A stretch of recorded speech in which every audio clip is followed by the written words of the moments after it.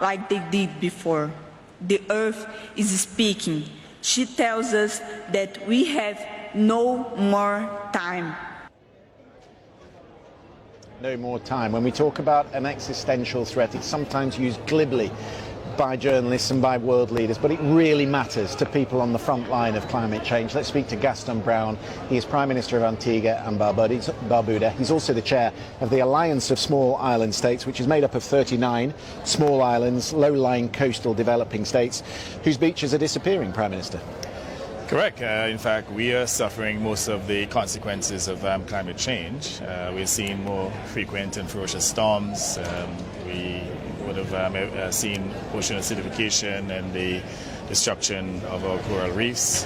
And even the coastline, in some instances, we're losing our beaches.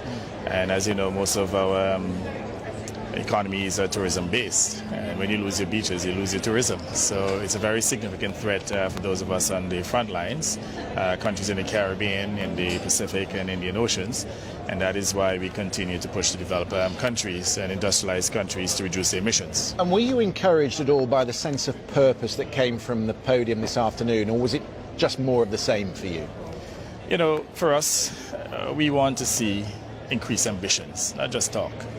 And we are somewhat disappointed that there will be an overshoot of that 1.5 degrees. I mean, for us, it's a matter of survival. And the fact that we're unlikely to achieve that 1.5 goal, that in itself is of significant concern to all small island states globally. Do you think we should really be talking about the mid-century, or should we really be talking about the end of the decade? Because we have to cut our emissions by at least 45% in the next 8 years. And talking about mid-century somehow, for me, seems to kick it down the road. Well, absolutely. And that represents a significant threat for small island states, because if we're going to overshoot the 1.5 and countries will only achieve their NDCs in the middle of the century, then evidently we'll have several more decades of even more significant storms, more frequent storms, more ferocious storms and other climate effects. So that is totally unacceptable for us. We're looking at pictures at the moment of Antigua and Barbuda after Hurricane Irma.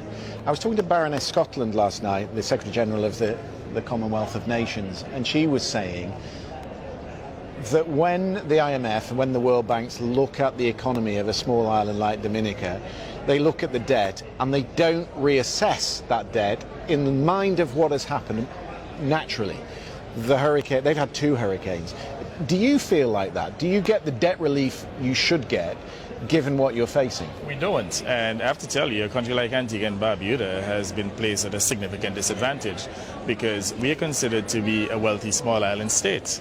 And generally speaking, the international community does not take into consideration the vulnerability of the country. So we have been pushing for the developed countries, the international financial institutions, for them to eliminate that per capita income criterion and to look at the vulnerability of the country. Because when your country is destroyed by a hurricane and you have human suffering and you're using this per capita income criterion, then it is insensitive. It doesn't take into consideration the human suffering and the need.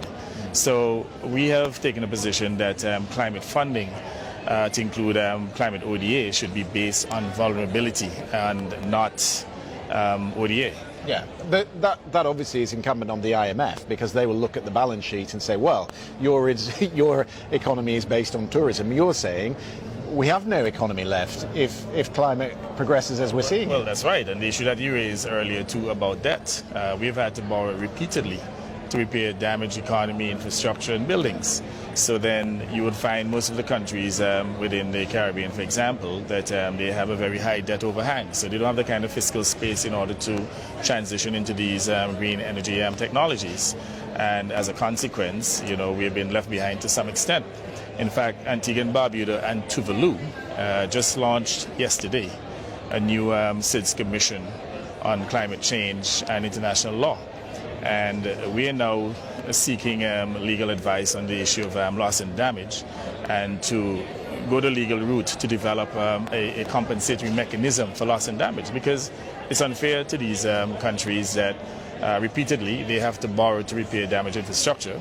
When it's contentious, this, though, because there's a lot of countries, UK, France, Germany, United States, they've not had those conversations with their own populations who are being affected by climate change. Well, it is well known that these small island states, that they contribute less than 1% of global emissions.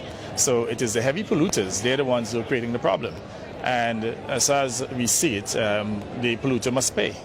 And there has to be a mechanism for loss and damage, compensation for loss and damage, which incidentally is one of the areas that was not discussed in any significant way at this COP.